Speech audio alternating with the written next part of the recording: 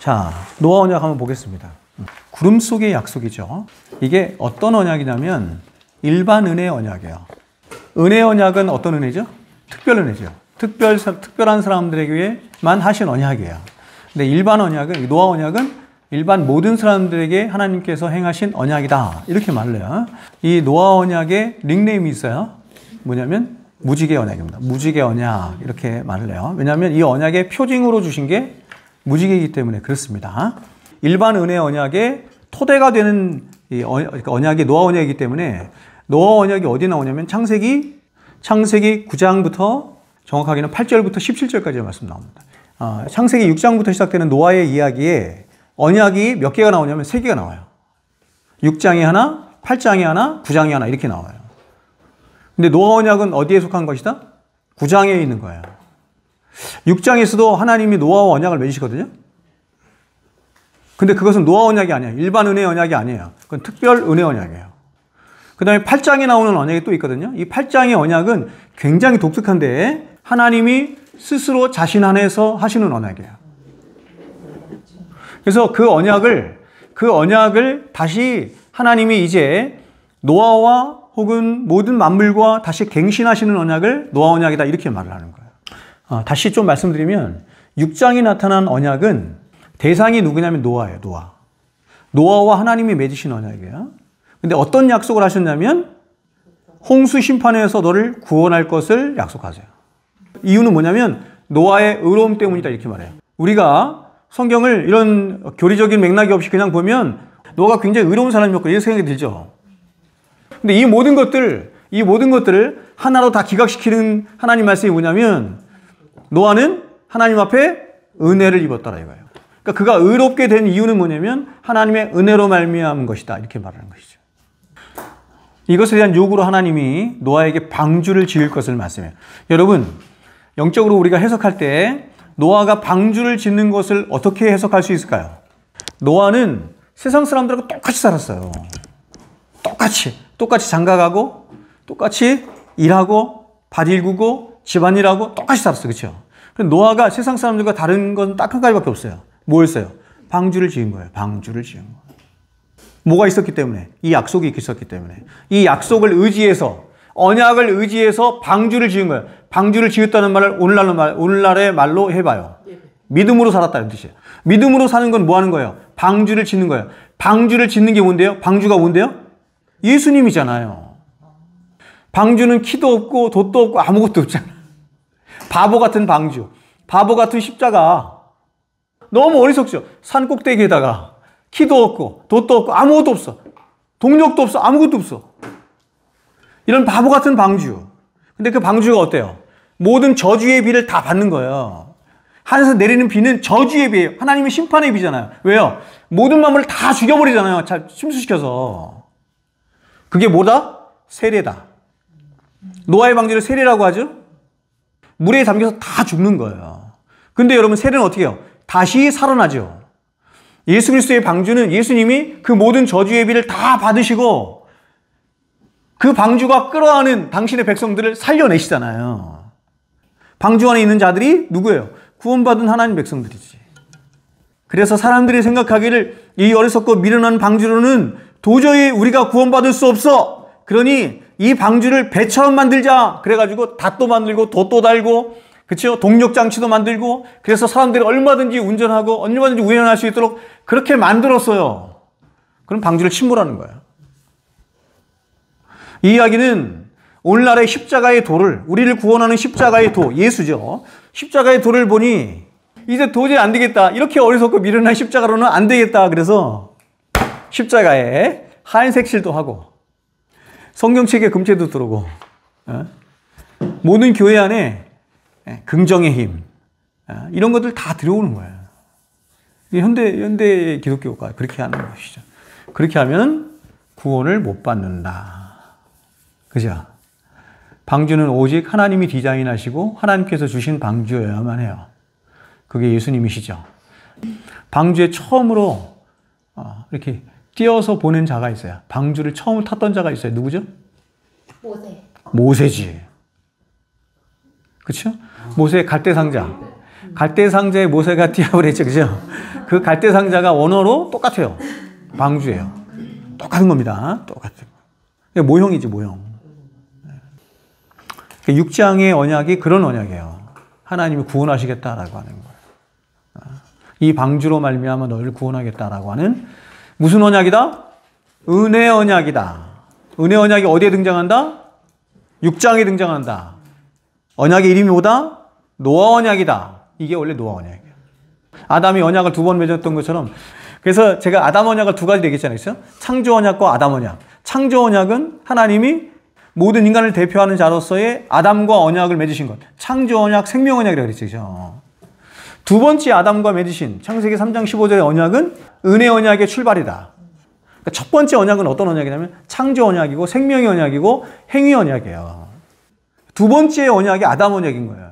모세도 언약을 2번 맺는 거라서 하나는 뭐냐면 은혜 언약으로서의 언약을 맺은 것이고 2번째 언약은 어떻게 맺은 거예요? 일반 은혜의 언약의 대표자로서 맺는 거예요. 그게 몇 장이 나온다? 9장 8절부터 17절까지의 말씀 나와요. 근데 이 말씀이 있기 전에 8장에 또 한 번 언약이 등장하는 거예요. 이게 이제 언약식을 가기 이전에 가교역하려는 것인데 이 8장에 21절, 22절에 나오는 언약이에요. 이 언약은 대상이 없어요. 하나님 스스로 맺는 거예요. 하나님 스스로 자신의 마음 안에서 하나님 자신 안에서 맺는 언약. 8장에 있는 언약의 내용과 9장에 있는 언약식을 통해서 맺어진 언약의 내용과 어떨까요, 여러분? 내용이 똑같아요. 하나님께서 먼저 언약의 내용들을 마음에 품으시고 그 자신 안에서 언약을 내뱉으시고 그리고 나서 9장에 가서 이제 모든 존재들을 다 불러서 이 세상의 모든 피조물을 다 불러서 그들과 언약을 다시 마음속에 있었던 것을 맺으시는 거예요. 실제적으로 언약식을 하시는 거예요. 그럼 동기나 이유가 뭐냐? 이유가 없어요. 인간의 죄악에도 불구하고 하나님이 야 너희들 죄인이지만 그래도 내가 너희들한테 은혜를 줄게 이렇게 말하는 거예요. 근데 어떤 은혜를 베풀 거냐면 일반 은혜를 베풀게 이런 거예요.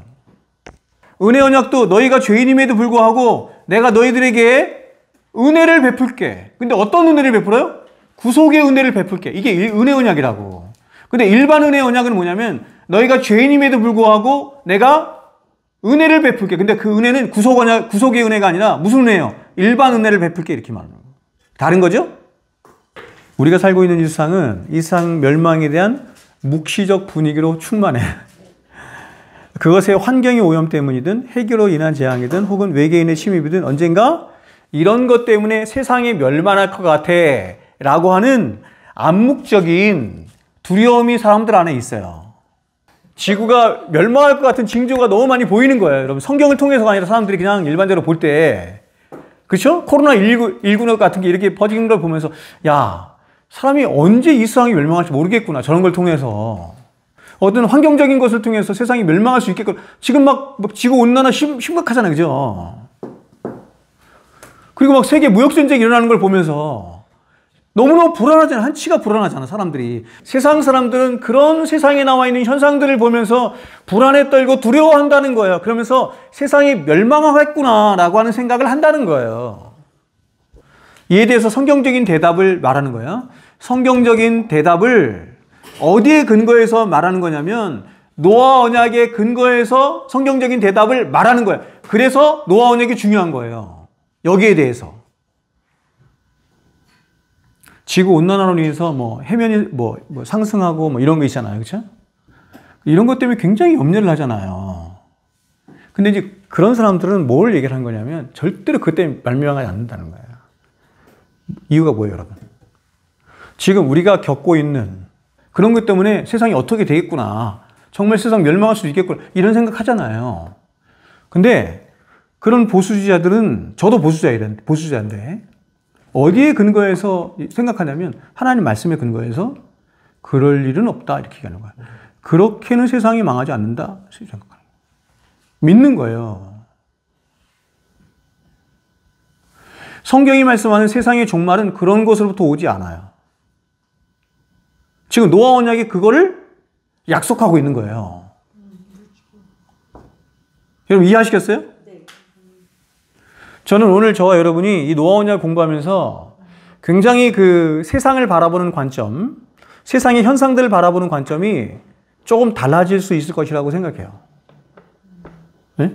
그래서 하나님의 말씀을 믿을 거냐, 세상에 돌아가는 현상을 보면서 우리가 믿을 거냐, 아닌 것을 생각하는 것이죠.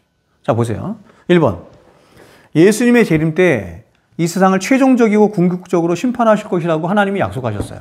하나님이 세상을 심판하시는 것은 오직 한 가지인데 예수님의 재림을 통해서만 멸망한다, 이렇게 말한 거예요.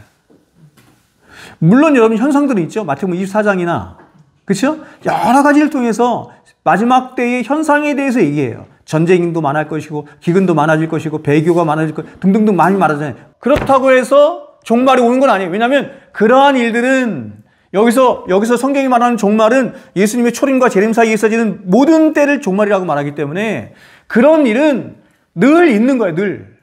보세요. 인재앙, 나팔재앙, 대접재앙이 3번 반복되는 것은 뭐냐면 이것의 확실성과 더 나아가서 점층적이고 정광성을 말하는 거야. 그러니까 말세가 되면 되어 갈수록 이런 재앙들이 더 많아진다, 이렇게 말하는 거야. 더 강해진다, 이렇게 말하는 거야. 그럼에도 불구하고 세상에 심판이 이르는 것은 그런 어떠한 징조나 현상으로 심판이 오르는 것이 아니라 예수 그리스도가 오셔야 이루어진다, 이렇게 말하는 거예요. 여러분이 노아 언약을 모르면 이런 부분이 헷갈리는 거다. 하늘의 하나님은 물로 땅을 멸망시켜서 노아와 같은 또 다른 구원자가 등장할 것이라고 말씀하지 않는다. 여러분, 노아는 예수님을 예표하는 거죠. 노아는 마지막 종말에 있을 심판을 예표하는 거예요. 역사적으로, 기록적으로 한 번도 그런 노아의 홍수, 엄청난 홍수가 있었던 적이 없었던 거야. 근데 이 홍수는 어떤 홍수였냐면 온 세상을 다 심판하고 온 세상을 다 쓸어버리는 홍수였네, 그렇죠? 그러니까 사람들이 경험적으로, 역사적으로 그런 것들을 한 번도 경험해보지 못하고 듣지도 못하고 생각지도 못한 재앙이 온다? 믿을 사람이 어디 있어요? 지금도 똑같이 노아의 홍수는 뭐를 상징한다? 마지막 종말의 때를 상징하는 거거든요. 여러분, 예수님이 오시면 세상에 궁극적인 종말이 올 거예요. 하나님 창조와 이 창조 세계를 완전히 심판하시는 최종적인 심판의 날이 올 거예요. 여러분, 그거 믿어요? 노아밖에 안 믿는다니까. 그거를 노아 시대에는 노아밖에 안 믿어요. 왜냐하면 아까 말씀드린 것처럼 경험하고 그런 걸 역사적인 증거가 없어. 그러면 지금도 똑같이요. 예수님 오셔서 이 세상을 심판하실 것을 수천 년의 모든 인류의 역사 속에서 그런 심판이 있었어요? 없었어요. 그러니 여러분, 이런 노아의 심판 같은 대대적인 더 궁극적인 종말에 대한 심판이 올 것이라고 하는 것을 믿는다라고 하는 것은 어떤 굉장히 바보 같은 얘기잖아. 그 심판이 있을 것을 믿음으로 방주를 지은 거예요. 자신의 피난처가 되는 방주. 우리 또한 똑같죠? 영원한 심판이 있을 것을 믿어. 무엇을 토대로 믿죠? 언약을 토대로 믿지.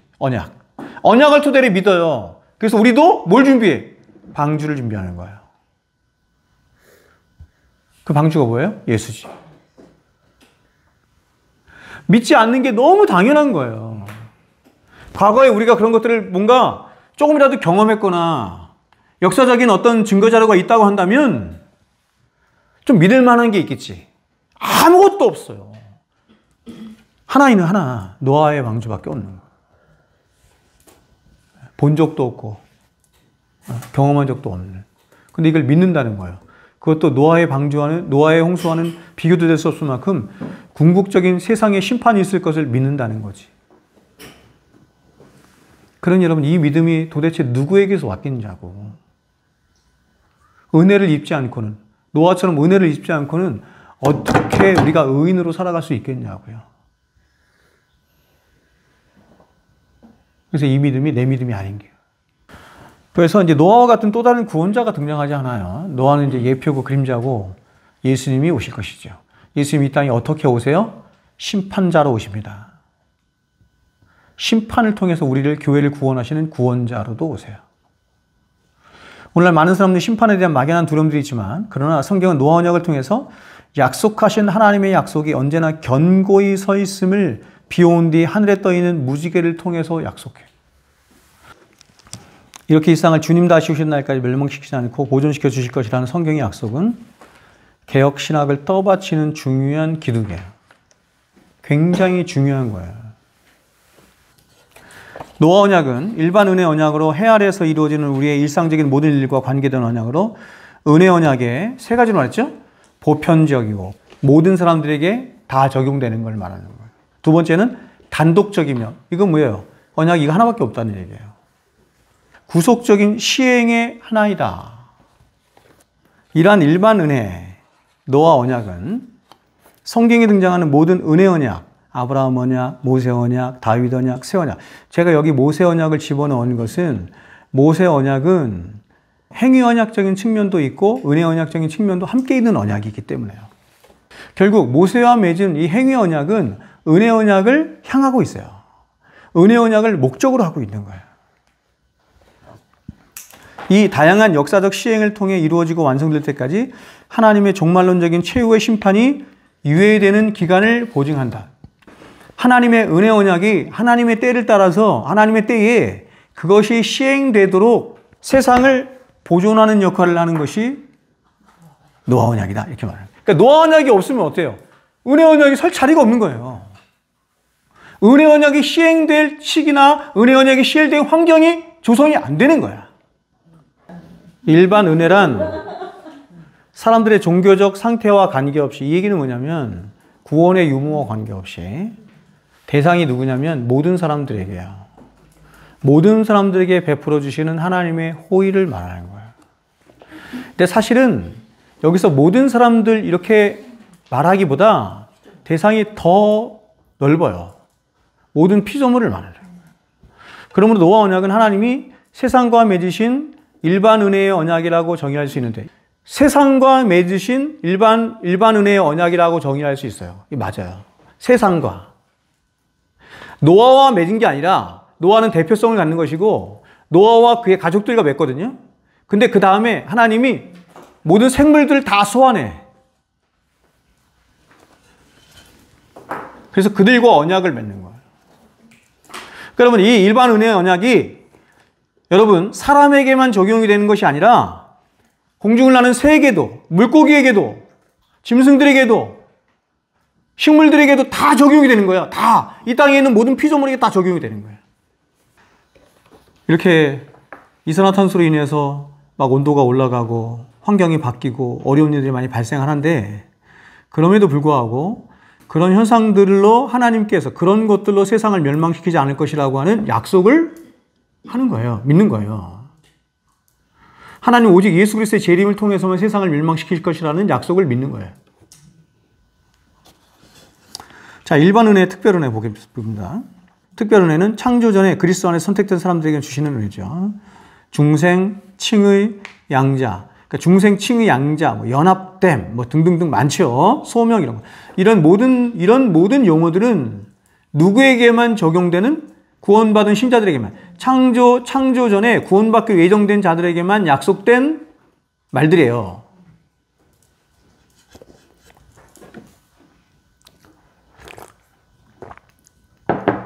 일반 은혜는 중생한 사람과 중생하지 않은 사람들 모두에게 주시는 하나님의 보편적인 은혜. 이게 보편적이라고 그러죠. 보편적. 모든 사람들이에요. 태양이 뜨는 것은 구원받은 자들에게만 주시는 게 아니에요. 일반 모든 사람들에게 동일하게 다 하나님은 이른 비와 늦은 비를 내리셔서 먹이시고 입히시고 살게 하시는 거예요. 차이가 있어요, 근데. 구원받은 하나님의 백성들은 그런 일반 은혜를 은혜로 알아. 근데 구원받지 못한 백성들은 은혜를 받고 있으면서도 은혜를 은혜로 여기지 않는 거죠. 자기가 열심히 노력해서 공부하고 자기가 열심히 노력해서 뭐가 되고 열심히 모여서 다 자기 거라고 생각하는 거죠. 세상의 중심에 자기가 있어. 이래서 노아 언약은 하나님이 이 세상과 맺으신 일반 은혜 언약을 말하는 것이다. 창세기 8장 15절부터 19절은 하나님이 노아에게 방주에서 나와서 땅을 충만하게 하라는 명령으로 끝이 나요. 20절부터 22절은 홍수의 이야기와 언약의 비준 사이에서 다리의 역할을 해요. 다시요. 홍수 이야기와 언약의 비준, 이건 뭐냐면 실질적으로 언약을 맺는 걸 말하는 거예요. 그 언약을 맺는 비준 사이에서 다리 역할을 하는 것이 창세기 8장 20절부터 22절까지의 말씀이에요. 하나님은 노아가 드리는 희생제물을 받으시고 21절부터 22절의 약속을 스스로 하신다. 근데 어떤 약속을 하셨냐? 이런 약속이에요. 내가 다시는 사람으로 인하여 땅을 저주하지 않겠다는 약속이야. 하나님 마음을 먹으신 거야. 스스로. 언약의 당사자가 누구예요? 자기 자신이야. 땅에 있을 동안에는, 보세요. 땅에 있을 동안에는 이만을 통해서 여러분이 유추해 볼 수 있는 굉장히 중요한 하나님의 약속이 있죠? 땅에 있을 동안이라는 말은 땅이 없을 것을 말하는 것이고, 땅이 없을 것이라는 것은 심판이 있을 것을 말하는 거잖아. 그럼 심판이 있을 것은 결국엔 뭘 말하는 거예요? 예수님의 재림이 있을 것을 말하는 거죠. 그래서 새하늘과, 예수님이 재림하신 다음에 있게 될 세상을 새하늘과 새 땅 이렇게 말하는 거예요. 근데 지금 이건 아직 약속이 이루어지지 않은 거예요. 약속을 누구하고만 하신 거예요? 하나님이 당신 스스로와만 하신 거예요. 두 갈래의 약속을 하세요. 하나님의 언약이 스스로 하나님께서 스스로 하신 약속 안에 첫 번째 약속은 뭐냐면 소극적인 약속이에요. 나는 이런 거 하지 않겠어. 심판하지 않을 거야. 물로 심판하지 않을 거야. 라고 하는 약속을 담아주셨어요. 두 번째, 적극적인 약속이야, 이번에는. 적극적인 약속이라는 건 뭐냐면 이제는 내가 뭔 말 하겠어. 이런 거예요. 하나님이 안 하시는 것도 약속이죠. 하나님이 뭘 하겠다는 것도 약속이에요. 사계절의 주기를 보존하실 것이라고 약속해요. 동물들 계속 존재할 것이라고 약속해요. 삶에 필요한 환경과 기후를 유지시켜 줄 것을 약속해요. 계절의 변화, 추수 때까지 씨앗이 자란 데 필요한, 그리고 낮과 밤의 시간과 경과와 지속될 것을. 한마디로 말하면 세상에 계속해서 지속되게 하실 것을. 여러분, 세상에 계속해서 지속되게 하시는 것은 하나님이 일하시지 않으면 불가능하잖아요. 요 두 가지를 첫 번째로 약속하셨다. 두 번째는 하나님은 인간의 타락에도 불구하고 이 약속을 하신다. 이것은 창세기 6장 5절과 연관되는데 거기서 홍수의 원인이 바로 인간의 죄였어요. 근데 홍수 이전이나 이후에 인간의 악함은 동일함에도 불구하고, 그래서 홍수 이전의 인간들은 홍수 이전의 사람들처럼 하나님의 심판을 받아 마땅함에도 불구하고 하나님은 그들을 물로 멸하시지 않고 태양 안에서 살게 하신다. 무슨 뜻이에요? 일반 은혜 언약 안에서 일반 은혜 언약을 누리며 살도록 하나님이 하신다. 즉 하나님 노아를 통해 약속하신 이 일반 은혜는 인간의 죄된 행위와 관계없이 모든 사람들에게 보편적으로 베풀어 주시는 하나님의 은혜다. 이렇게 말하는 거죠. 우리가 누구와 어떤 대상과 내가 약속을 한다라고 하는 것은 그 사람의 존재의 영광 안에서 약속하는 거예요. 근데 사람들은 자꾸 어기잖아. 잘 안 되죠. 이유가 뭐예요? 사람의 존재의 영광이 그거밖에 안 되는 거예요. 그렇게 약속을 지킬 수 있는 능력도 잘 안 되고, 그리고 부패하기 때문에 약속도 잘 안 지켜. 하나님의 약속은 자신의 존재적인 영광 안에서 약속하는 거예요.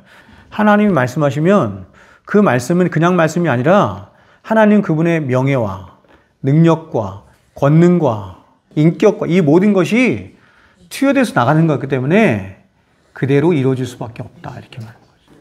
그래서 성경은 한 번도 마지막 종말에 대해서 앞으로 이루어질 일에 대해서 미래적인 시제로 써본 적이 없어요. 우리가 굉장히 자주 저를 비롯해서 하나님이 하나님이시다라고 하는 것을 망각해. 노아의 홍수를 하나님께서 일으키기 전에 노아를 불러서 언약을 맺으시는 거예요. 너희와 너희의 후손들까지도 적용이 되는 거네.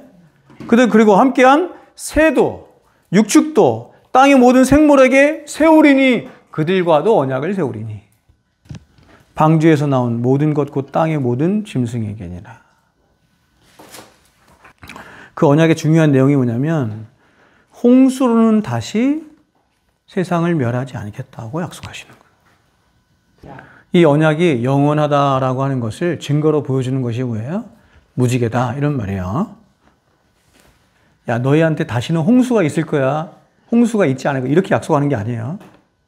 홍수 있잖아요, 여러분. 우리 대대적인 노아 홍수 같은 온 인류를 면하는 홍수는 없을 것이다. 하나님이 언약을 모든 만물과 맺으시는데 어떻게 맺으셨냐면 일방적으로 맺으셨어요. 그리고 하나님이 맺으신 거예요. 그렇기 때문에 이 언약은 깨질 수도 없고 무효화될 수도 없고 영원히 지속된다. 이렇게 말해요. 하나님이 그의 아들들에게 뭐라고 말씀하면 야 생육하고 번성해서 땅에 충만하라 이렇게 약속하세요. 그럼 이렇게 명령하시는 거에 근거가 있는 거예요. 근거가 뭐예요? 내가 세상을 보존해 줄 것이기 때문에. 둘째, 하나님은 노아에게 모든 것을 양식으로 주신다. 근데 그 양식이 뭐가 수반돼요? 노동이 수반이 된다. 경작과 수고요. 셋째 보세요. 다른 사람의 피를 흘리는 자는 누구든 자신의 피도 흘리게 될 것이라고 선언하시죠. 이것이 하나님이 국가를 세우시는 국가의 토대를 이때부터 만들어내신다. 하나님이 이 세 가지 규정을 통해서 노아 언약 안에서 인간의 모든 삶을 정하셨다. 여러분, 죄를 짓기 전에 하나님이 사람을 지으실 때 사람을 어떻게 지으셨냐면 하나님의 형상대로 지었죠. 그렇죠? 근데 죄가 들어왔는데 하나님의 형상이 그대로 남아있음을 구장이 말하는 거예요. 그러면 그 형상과 이 형상은 같은 형상이냐? 좁은 의미에서의 하나님의 형상은 지식과 거룩과 의를 포함하는 하나님과의 바른 관계를 갖도록 하는 하나님의 형상을 말하는 거예요. 죄를 지음으로 이 하나님의 형상이 깨져서 하나님과의 관계가 깨어지게 된 거예요. 하나님을 아는 지식도 없고 의도 없고 거룩도 없어요. 넓은 의미에서 하나님의 형상은 뭐냐면 하나님의 인격적인 분이다 이런 뜻이에요. 인격적인 분. 지정으로 창조된 인간의 하나님의 형상이 죄를 범한 이후에도 혹은 노아의 홍수 이후에도 어떻게 해서 그대로 있어요. 그대로. 여러분, 인간이 그렇게 하나님 앞에 죄를 지어서 악하고 부패한 존재가 되었음에도 불구하고 이 세상에 멸망하지 않잖아요. 좀 신기하다고 생각하지는 않아요? 아니, 인간들마다 하나님을 향한 적의가 있어. 하나님을 떠나고 하나님을 대적하는. 세상에서 자기가 왕이 되고 싶어하는 그런 인간의 의가 있어. 에? 자기의 의를 위해서라면 누구라도 죽일 수 있는 그 악함이 인간에게 있잖아요. 다 사람들은 자기 짐승 안에서 그렇게 다 살아가. 다 그래서. 그런데도 세상이 유지되잖아. 이 노아 언약이 없으면 세상을 바라보는 게 바르게 될 수가 없는 거예요. 두 나라 백성으로서의 관점을 가질 수가 없는 거예요. 응? 그래서 여러분 제가 여기 두 나라 백성 살게 보면은 세상을 바라보는 세계관의 가장 큰 틀을 세 개 말했잖아요. 그렇죠? 하나는 변혁주의적인 세계관, 또 하나는 보존주의적 세계관, 또 하나는 분리주의적 세계관 이거잖아요. 이 세 개거든요. 근데 우리나라에 있는 그 그리스도인들이 갖고 있는 교회 안에 있는 대부분의 사람들이 갖고 있는 세계관은 99%가 변혁주의 아니면 분리주의적 세계관 두 거냐. 성경이 말하는 것은 보존주의적 세계관인데도 보존주의적 세계관을 가진 사람이 없는 거예요. 이유가 뭐예요? 노아 언약을 모르기 때문이에요. 신칼빈주의, 변혁주의적인 세계관. 야, 예수 이름으로 나가 세상을 변화시키자 이거거든요. 그게 또 왜 인기가 있냐면 그게 굉장히 막 사람들을 흥분시키잖아. 그러나 여러분 성경은 그렇게 증언하지 않죠. 세상은 점점 어두워질 것이고 무질서해질 것이고 죄악으로 가득 찰 것이고 그래서 결국 세상은 멸망할 것이다 라고 성경은 말하는 거예요. 이 노아 언약의 가장 중요한 핵심이 뭐냐면 장차 이 세상에 오실 메시아가 오게 하시는 토대가 되는 거예요. 토대가. 하나님이 세상을 완전히 멸망시켰다면 이 약속은 이루어지지 못했을 것이다. 그렇죠? 은혜 언약이 이루어질 뭐가 없어요. 무대의 장이 없는 거예요. 구속의 드라마를 위한 이 무대를 제공한 것이 바로 하나님의 약속 안에서 얻게 된 일반 은혜의 영역이다.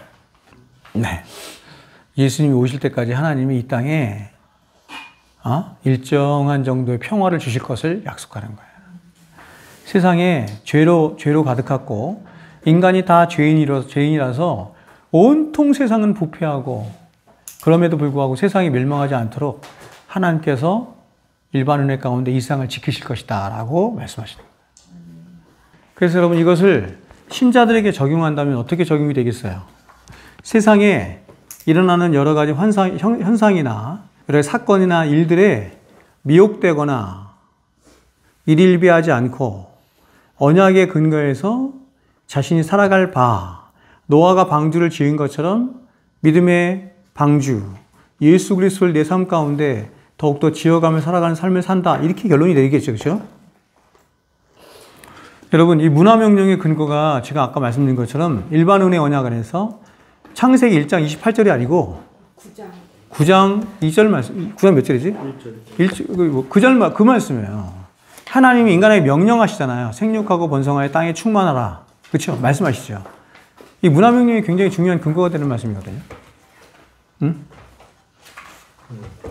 그래서 우리는 문화명령을, 하나님이 우리 인간에게 주신 문화명령을 간과하지 않아요. 치부하지 않아요. 그러나 그것이 우리가 세상을 바라보는 세계관의 가장 중요한 토대로는 삼지는 않는다고. 그럼 세상의 가장 중요한 토대는 뭐예요? 보존주의적 세계관이다, 이런 뜻이에요. 여러분, 이런 보존주의적 세계관을 가지고 균형을 갖지 않으면 치우치는 거예요. 이원론적으로 세상을 바라보면서 치우치거나, 아유, 이 세상은 다 죄악으로 가득 차서 이 세상은 살만한 가치가 없고 저 하늘나라밖에 없어, 이렇게 치우치는 것이고, 또 하나는 아니야, 하나님 이 세상을 적극적으로 변화시켜서 하나님의 나라로 만들려고 해서 성시화하라고 했어. 세종시를 주님께로, 서울시를 주님께로, 이렇게 잘못된 세계관을 가질 수 있다, 이렇게 말합니다.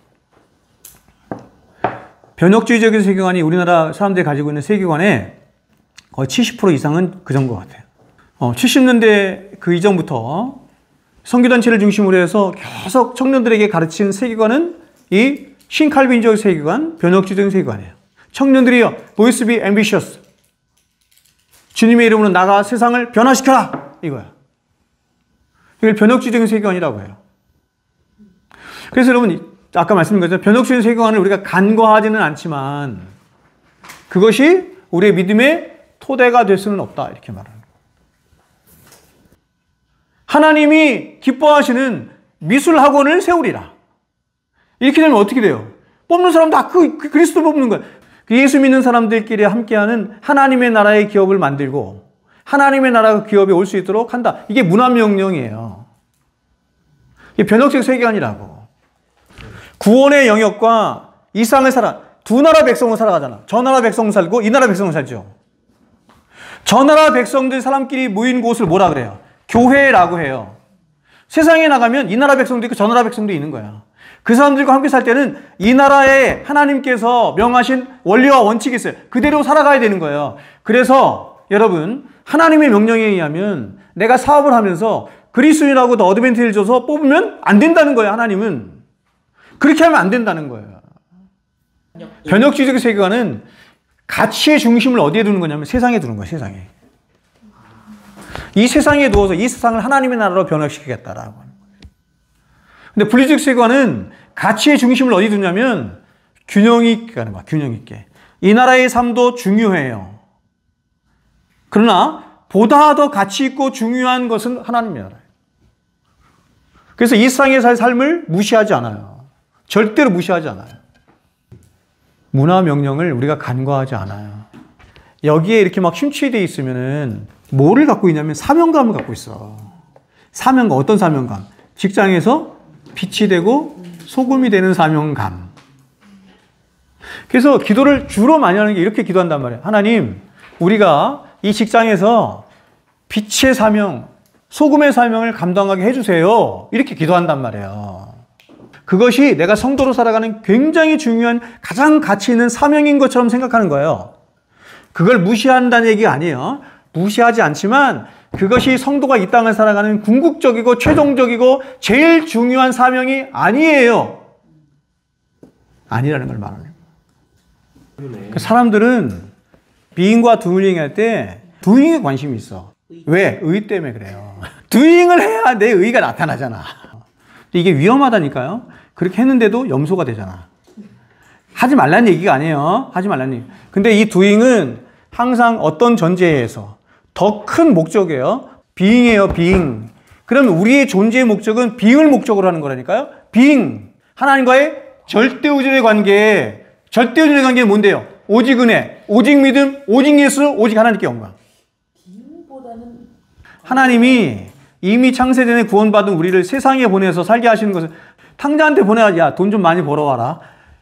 변혁적 세계가 아니잖아요. 죄를 지어서 우리에게 세상에 보내서 배우게 하는 게 뭐냐면 오직 은혜, 오직 믿음, 오직 예수, 오직 하나님께 영광. 그거 배우게 하다가 온 거예요. 그래서 만나는 거라니까, 다시 하나님께. 그거를 이루기 위해서, 우리의 삶 가운데 이루기 위해서 하나님께서 때로는 우리에게 문화 명령도 하시는 거예요. 선교 명령도 하시는 거예요. 전도하라고 하시는 것이고, 적극적으로 세상에 나가서 소금 되고 빛 되라 하는 삶도 말씀하시는 거예요. 그러나 그것이 목적이 아니에요. 그것이 목적이 아니라 왜 우리가 그런 삶을 살아야 되냐면, 그런 삶을 살아야 우리가 더욱더 오직 은혜, 오직 믿음, 오직 예수가 뭔지를 그런 선교적인 삶에서, 그런 선한 삶을 삶에서 더 알 수 있는 거예요. 여러분, doing을 목적으로 하잖아요. 사람이 바리새인처럼 돼요. 그러나 being을 목적으로 하게 되면 doing은 오토매틱, 자연스럽게 흘러가는 거예요. 은혜가 넘치는 자가 하나님 위해 살고 싶지 않겠어요? 은혜가 넘치는 자가 선교지향적인 삶을 살고 싶지 않겠어요? 선을 위하여 살고 싶지 않겠냐고. 당연한 거지. 빙의 목적이에요. 근데 빙의 목적이 아닌 채로 바리새인인데, 염소인데 그렇게 doing이 목적이야. 그렇게 살아가면 어떻게 된다면 하나님의 오직 은혜는 하나도 안 남아. 예수의 은혜 하나도 안 남고 뭐만 남으면 자기 의만 남아. 바리새인 아니에요, 바리새인.